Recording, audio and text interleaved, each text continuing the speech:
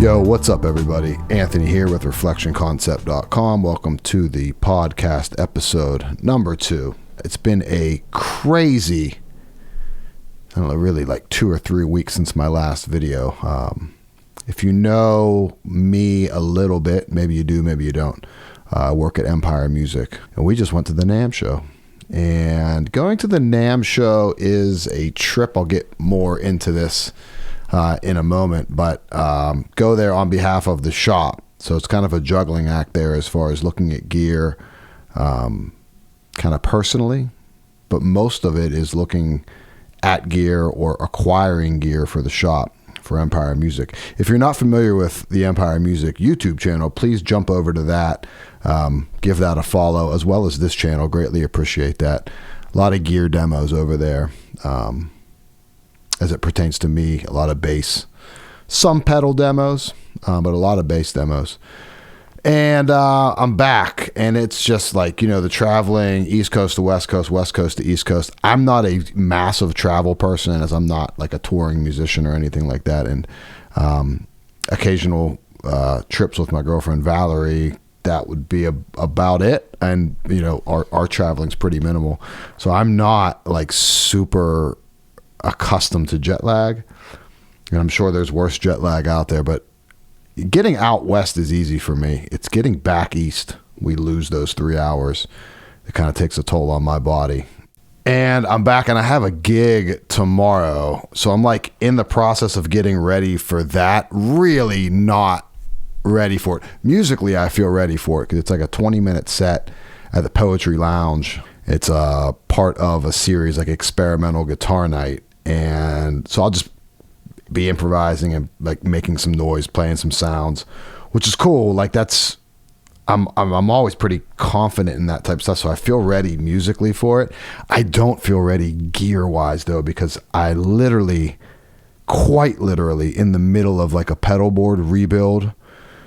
I think as most of us probably are always in the middle of a pedal board rebuild.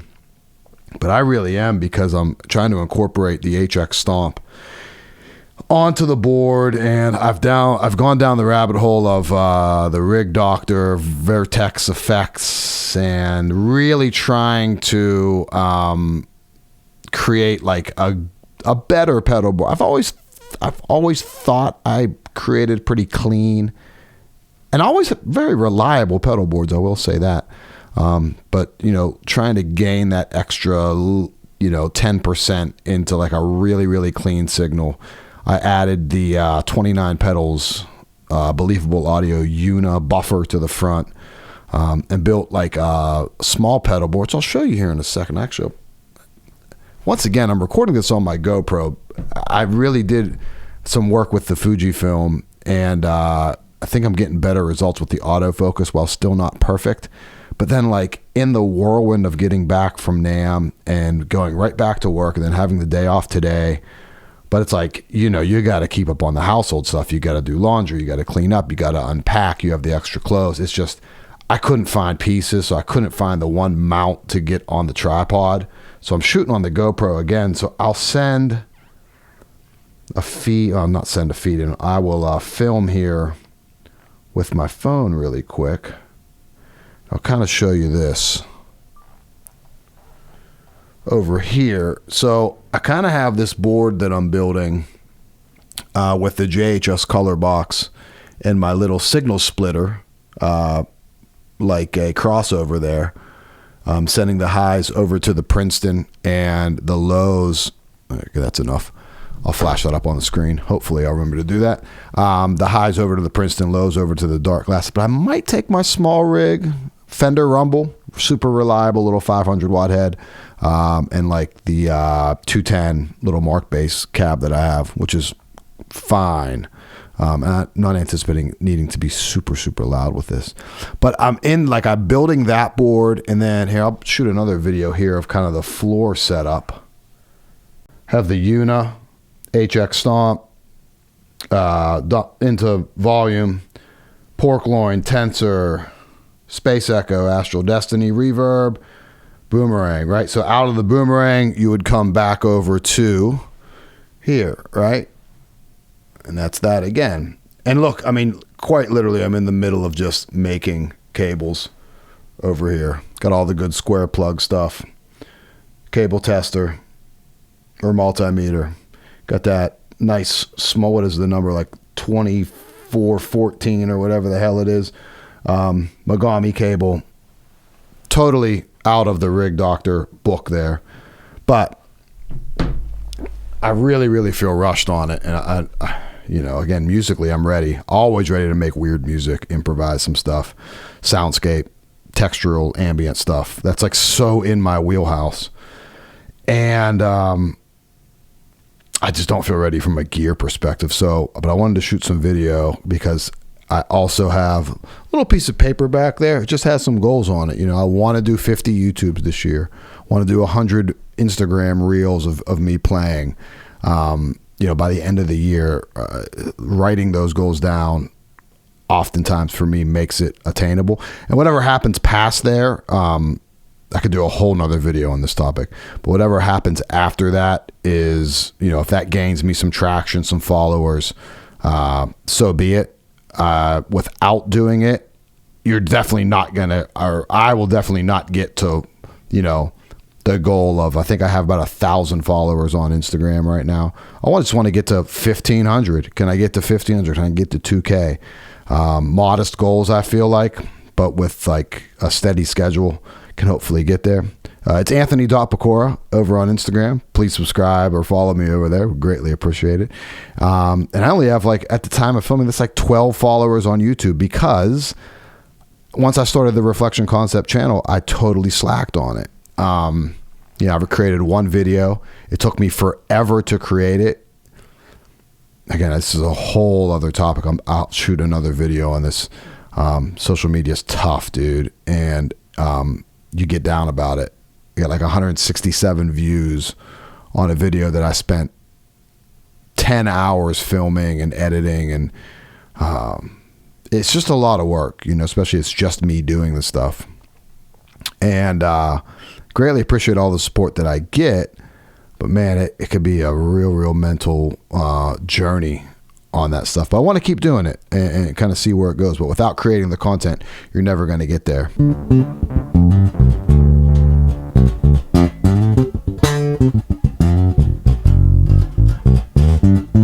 I was just going over bases to see what I want to take tomorrow night for the gig. I think I've settled. I wanted to take 4-string because I haven't been playing.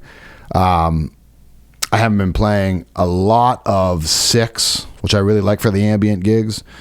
But that's a bass. I never am fully comfortable on a 6-string. It's always a work for me. 5 I feel comfortable on. I have a beautiful modulus Genesis bass. And that fills the void for the 5, while I have I don't know if I've really talked that much about this, but I have a Federa being built. Shout out to Mike Bendy for the help on that, director of sales and amazing bass player, one of my absolute favorite bass players out there, for helping me get a build together with Federa. I did that last July.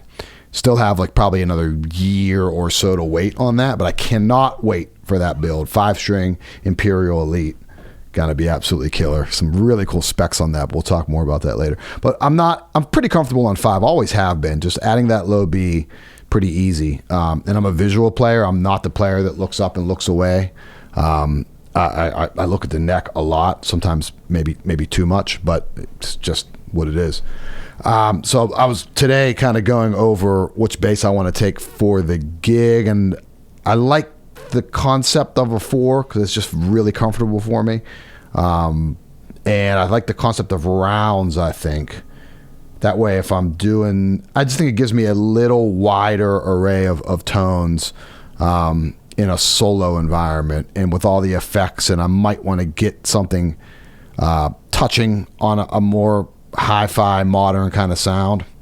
I think rounds is going to be the way to go. So this bass is one that I designed. This is one of the Empire 58P basses. I've talked about it a lot. It's an amazing bass. This one is in Cherry Sunburst. This is the second one I have. I have another one in Olympic White that I keep flats on right now, Labella low tension flats. This has the stock Fender 45 to 105 rounds on it, which I think is a Diodario string, but don't quote me on that. So I think this is going to be the one for the gig.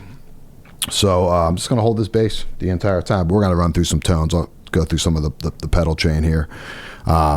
But NAMM shows. NAMM's one of those things that when I was a kid, a teenager, I'd read Bass Player magazine, whatever, and like I was a Bass Player magazine junkie. Like I waited around like every month when that magazine came in. I know there's a lot of players my age. I'm 45. Man, we grew up like that was it. Bass Player magazine publication was it. You'd see the highlights from the NAMM show, thinking like, man, one day I want to get out to NAMM. It would be so cool.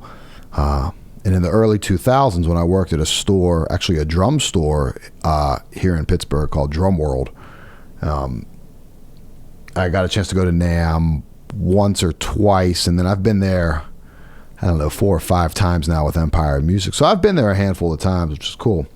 But I never envisioned it the way that I go, because I go as a worker, or as a buyer, essentially, which is a very different experience than going as either just an attendee where you can kind of just float around and look, play some stuff, check out some gear, or if you're lucky enough to go as like an artist or an exhibitor. If you're an exhibitor, you're going to kind of, I would assume, I've never done it, so I am assuming, you'd be stuck to your booth. You're there to work as well, and that's a grind. I've definitely done things like farmers market style things, pop-up tent things with art, and with like my paintings and photography, and like that's a grind, man. Like you sit there and you gotta be sociable, you gotta talk to people, you have to trying to sell your wares, so to speak. That's not easy either. And then going to NAMM in my current position at Empire Music, as a buyer, like we have meetings all day long. Taylor, Martin, Fender Custom Shop, ESP, just to name a few. And then you're also trying to like set up meetings with people you don't know, trying to get new gear for the shop. It's a grind, man. It is really, really, I work so hard there. And then it's like filming now. This wasn't always the case, but it's like filming content.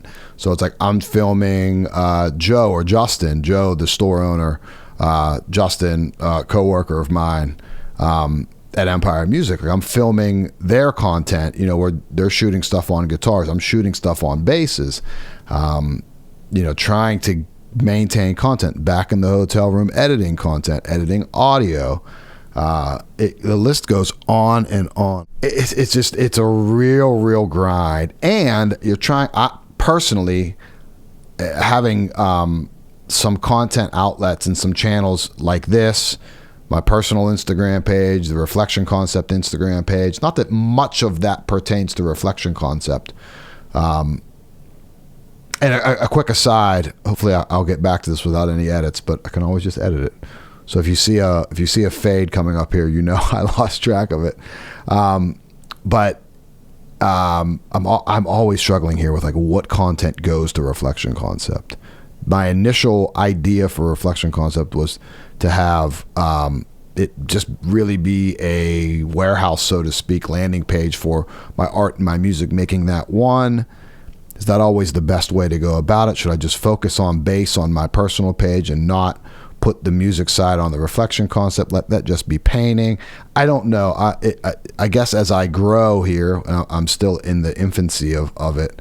I always wonder what the best course of action is here. And then we start thinking about algorithms and things. But the topic, so no edit needed. Not too much at the NAMM show that's going to be based on Reflection Concept, but I do think I'm obviously there to work, and Empire Music really, really is the key focus on that. The content for it, the products for it. And we got some really, really cool stuff. If you follow Empire Music on Instagram, you've seen some of it. I'll talk briefly about that, and possibly more in the future. But it's a balancing act because I want to check gear out. I almost bought like 5 basses. I seriously almost bought 1 bass. But I think every booth I went to and played something, I was like, damn, this is cool, and I should buy it. Because I love basses and everything. But I didn't buy anything, and I'm happy I didn't, because again, I got that Federa, and that bill's going to be due, and it's not a cheap one, coming up anytime in the next year. So I'm stashing money feverishly for that. So it's a balancing act. I mean, again, 1A, 1B, 1C is all Empire Music because Joe's paying me to be out there. Make sure that we're focused on the store and the store doing as good as it can be and shooting good content and lining up cool things for the shop. And I love everything that I do at Empire Music, and I'm lucky to be there to allow my passion to kind of tie in with my quote unquote 9 to 5, although I don't like referencing it that way, but that is what it is. It's like a balancing act, and I want to, so I don't really have any like photos or content to show. I'm just going to talk, just talking about the NAMM show here. So as it pertains to Empire Music, we got L.E.H guitars, basses, met with Ellis Hahn out there, and absolutely incredible instruments. We're bringing in the homie Tim Lefebvre's signature bass into the shop. You might have seen some content. That reel I did on Instagram for Empire Music, and Ellis and Tim were gracious enough to collaborate on it. So we got a ton of traction on that video, which was awesome. I think last I checked, it was like 22,000 views on it, which is great. Have 3 models coming from Ellis, and then we also picked up RKM basses, and those were sort of on my radar pretty heavy. There was the Tim Lefebvre's signature in L.E.H, but then Janek Gwizdala's signature was coming out in RKM, and knowing that was kind of Janek's thing, and my intention wasn't really to get his signature bass, although if I could, I would. We weren't able to because the one bass that was there was for Janek, and I got a chance to meet Janek, which is great. I probably have his book.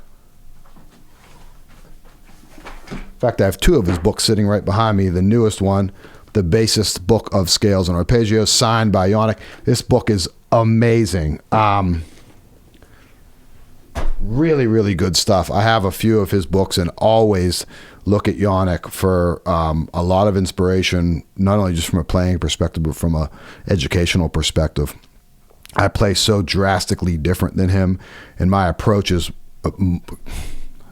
not even in the same stratosphere as Janek's. I think from a development and a maturity perspective as far as music theory is concerned, I don't pay a ton of attention to that stuff, but I do look at it. But I come from a very like punk rock, kind of rock and roll bassist with probably a few ornaments on there that might trick people into thinking otherwise, but it's really not the case. And but that book's amazing because it can take some of the it's just a ton of scales and arpeggios, obviously, and but kind of adapt it to a way that I want to, rather than just focusing on these like too much information about one particular thing. I am a big fan, whether it comes to art, photography, music, whatever, is like getting some informed information, getting it in your hands or into your mind, and then kind of running with it in your own way to hopefully develop a voice or a different approach to it. I say the same thing for Tim too. It's like when I see Tim's use of pedals or whatever, you emulate pieces of it and you don't emulate other pieces of it. Try to develop your own sound while being informed by what some of the masters are doing, right? But I had a chance to sit down with Janek just for a brief moment and just kind of say thank you to him. So it was kind of cool to make that connection. And then talked with Umberto at RKM, the owner, and played some of the basses. They were absolutely amazing. So we're getting 6 basses from RKM, 3 basses from L.E.H in the shop, as well as Justin at Trickfish. Shout out to Justin. We're getting some Trickfish stuff at Empire Music as well, kind of in the works. I would think in the next like 2 weeks you'll see that stuff in the shop, and I'll be shooting some content on everything that I possibly can. So you're there from Empire perspective, trying to line that stuff up, as well as sort of juggling the meetings, and then in between that, the few hours you have, at least for me, kind of walking around the show and checking out other things and just getting ideas and things to talk about. And I will say the most impressive some really impressive stuff that I saw. And none of this stuff even pertains to anything we're doing at Empire Music, but I'll give a shout out to it. That S. Martine, that's the bass I almost bought. I don't recall their names, and I apologize. But very, very nice guys that were there, and like headless stuff. I'm gonna say this, and I'm it's probably unfair. I'm kind of just paraphrasing the overall experience. They were a little bit Federa-esque in the body shape, not necessarily sonically, but they were all, other than one, but really only played like the headless design stuff. I really almost came home with one of those. Really, really did. And there still might be one coming down the pipe, no doubt, but they were really, really impressive. And then I keep going back to B-Tronics, and Blaine at B-Tronics, who does like a lot of the work there, actually had an Empire 58 bass like this at the booth. So I was like checking out some B-Tronics stuff. He's like, "Yo, Anthony, what's up? Check this out." And like me and Joe are standing there, and Joe Ravita, the store owner at Empire Music, he's like, "Dude, if this is an Empire 58, I'm gonna freak." And sure as hell, it comes out back, and it's a no-caster blonde with a black anodized guard Empire 58. That was pretty cool. And we picked up Bocce guitars too. These killer baritones from Italy, and they have some amazing basses too. And that, I don't know how to say it, the EICH or EICH amps were really, really nice as well. Checked out the Madison stuff. Unbelievably cool basses there. And I saw like Joe Dart hanging around that booth, even though he was with Music Man. And I was like, "Joe, I got a Sterling, it's killer." He said thanks. And I'm not a big picture guy with like the bassists. I know that would be cool content for my personal page, but that's kind of where that line gets weird, because I do care about that stuff. It's not like I want to do that stuff just for clicks though. And it's not like you're forging any friendship with these bassists. I like to just give a quick fist bump and say thank you and kind of get the hell out of the way, because they're so crushed with photos and fans there that I don't really want to lend myself to that. And on the opposite side, it was cool. I got recognized a few times, not many, but that's enough for me. Under 10, more than 5, somewhere in there. Like people, "Anthony, I know you. Thanks for your YouTube videos." That was super, super cool. That was like the last time I went, I think one person knew who I was from the Empire YouTube page. This time it was a few more, and even some dealers or even some exhibitors that were selling basses knew about us. And to me, that's just like ultra, ultra cool. So hopefully next year, if I had, let's say 8 people recognize me, can I get 15 next year that recognize me? That would be cool. And that feels good. No ego in that. It feels good. And it's good to acknowledge that like you're building something, whether that be with Empire Music, and always the focus there, because that's like, I love it, and that's what pays the bills. That's what keeps the lights on, so to speak. That's what keeps the mortgage paid. But it's also cool on a personal level too, when people just know you. That just feels good and lets you know that the things and the efforts that you're making, concerted efforts for, are starting to work or are working, which is cool. So NAMM show, I finally feel like, we got back Sunday, long day of travel. I feel bad for Justin, man. He had a flat tire we took a shuttle to offsite. They had a flat tire. It didn't get home till like 2 or 3 in the morning. I had to be at the shop the next morning. And I got right home, and I did offer. I said, "Dude, I'll ride you home." He sent me on my way. I should have just hung out. Would have simplified that night for him. But nonetheless, that's what happened. But I just feel like today, Tuesday's my day off. Getting back caught up on stuff. I slept for like 10 hours last night. And then kind of getting back in the swing of things with some meal prep here. I always meal prep out on Tuesdays for the rest of the week. Clean up the house, get laundry going. If you hear the dryer buzz through the mic, that's what that is. So yeah, NAMM was super fruitful. Very, very cool. Very tiring, as it always is. And I'm always jealous of people that can go and not necessarily have to work, even though I love the work. And on top of NAMM, or I guess right after NAMM here, it's like getting back in and getting ready for this gig tomorrow night. Like I said, musically, I feel ready, always ready to create like textural, improvised soundscape stuff.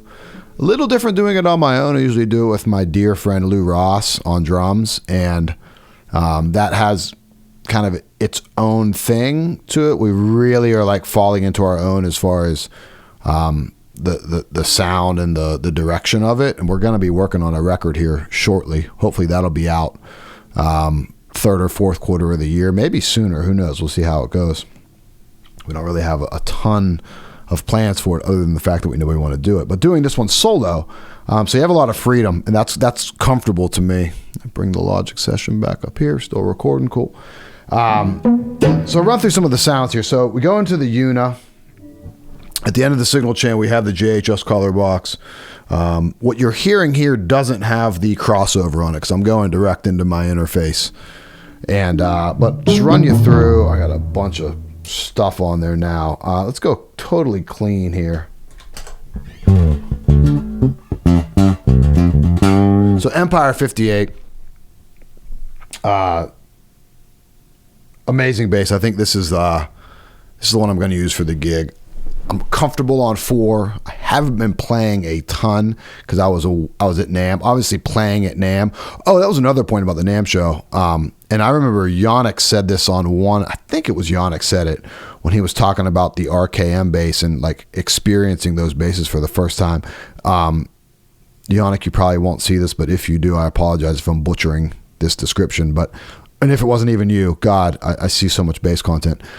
That's like a super, super hard place to bond with an instrument or even realize if you like it. So playing some instruments to kind of experience them, it's so loud and overwhelming there. It's hard to. So while I was playing, really wasn't like playing with any real intention other than trying my best to experience an instrument.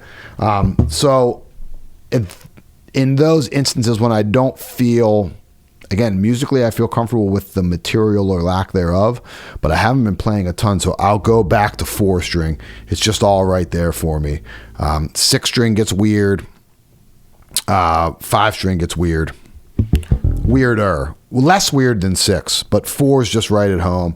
I think I want the rounds to roll on the gig. So here's clean out of the Empire 58. Cherry Sunburst. Love this bass.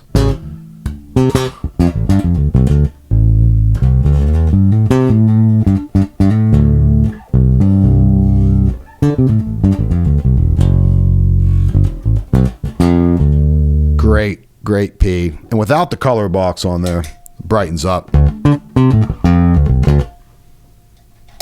Roll a lot of that treble off on that.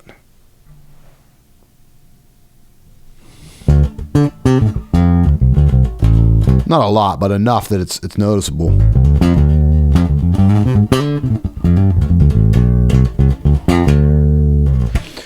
Then just a couple sounds I'll probably use tomorrow in the HX Stomp.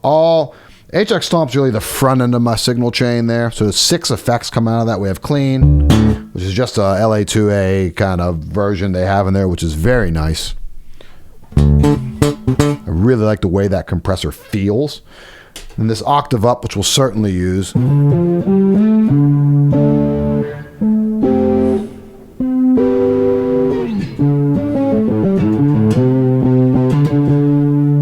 Like reverb on that.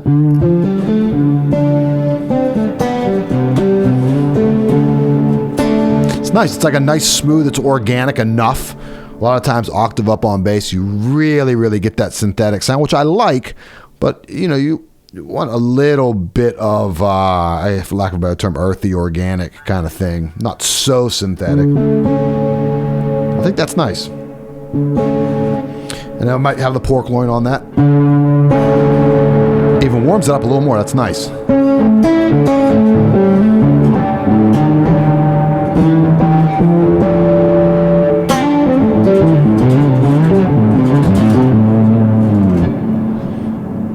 clean with that pork loin.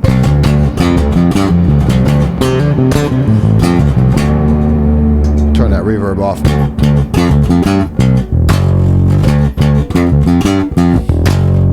I'm telling you, the combination of that pork loin and then that hits the color box with a little bit more juice. Awesome. So I hit the mic there. Really, really nice. I love the way those kind of work together. And then we'll go into, like, I have a Red Panda Labs Tensor, that by itself. All that glitchy kind of spitting out what I play very randomly. I have a kind of cool setting on that. And then combining that with the Space Echo, the Boss Space Echo.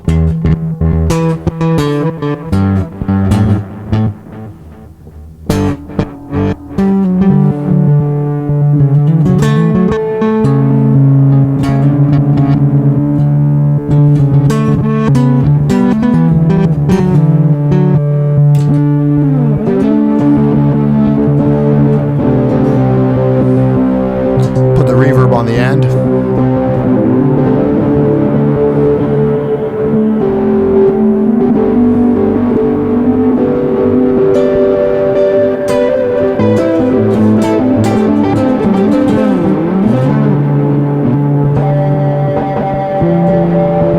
If we turn the tensor off.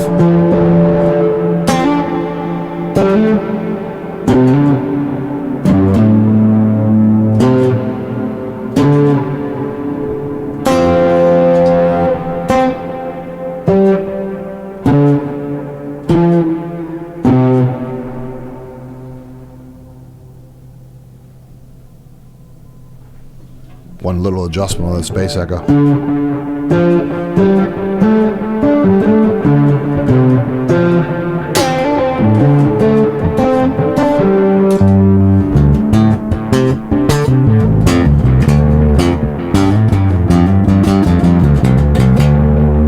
And then all that's running into the old school, I think the best looper for the money for live performance, the Boomerang, the old Boomerang 3 phrase sampler. So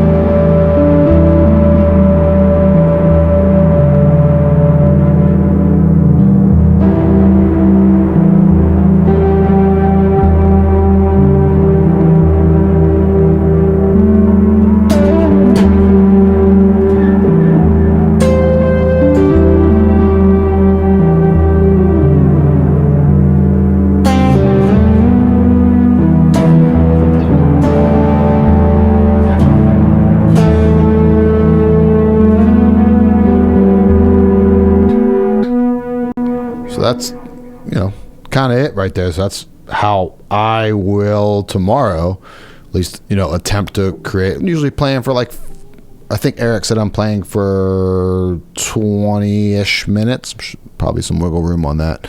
But that's it. So excited to play out, but it's just been a whirlwind getting to that point with the NAMM show. So again, cool stuff on its way to Empire Music. Check out the Empire Music channel. Please give me please subscribe to this channel, the Reflection Concept channel. This is podcast, vlog, whatever you want to call it for right now, episode number 2. Like I said, the goal is to do 50 videos this year, varying fashions. They won't all be this thing. But this was a kind of an easy setup tonight. and I think some worthwhile stuff to talk about, because it's an interesting, I think people get a misconception of what goes on at NAMM, and from my perspective on it, it is just a ton of work, but I enjoy really about 95% of that, even getting back in the hotel and kind of editing some video and getting some stuff out there on the Empire Music pages. But it's a balancing act, like I said, between my job, which is obviously of the utmost importance to me and to the shop, and also balancing, this and like my personal stuff and some personal exposure, and getting ready for the gig. So we will touch base probably after the gig. I'm going to try and take the GoPro, which I'm filming on now, to the gig and have some footage for it. I don't know what quality audio that's going to be. I'm going to be in quite the rush to get from work to the gig and get set up.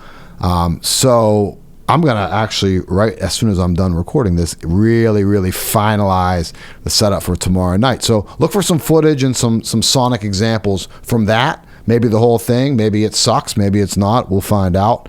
So the gig is tomorrow night, but by the time you'll see the next video, obviously, we'll have some footage and some sound for it. So thanks for tuning in. Reflection Concept podcast number 2. Please check out my website, which is reflectionconcept.com. That is a landing page for my artwork. There's a landing page for my music. You can check me out. It's just Anthony Pecora on Spotify, on Apple Music. Please jump over to the Instagram page, which is anthony.pecora. Follow me wherever you see fit. Hope you enjoyed the content as always. See you next time. Thank you.